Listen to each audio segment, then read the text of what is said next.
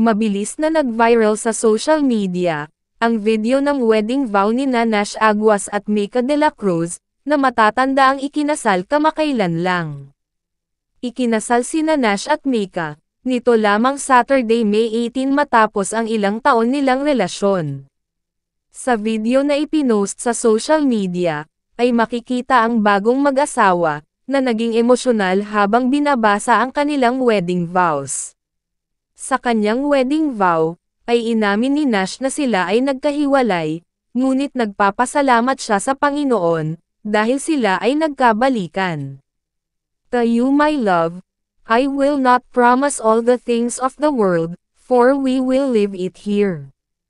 I will not promise riches, for they will fade, but I promise you this, I will promise you joy, even through suffering.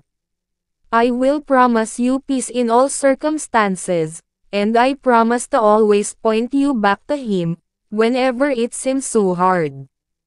And I promise to love you, even you don't anymore, because that's how He loves me and I love you, sabi ni Nash.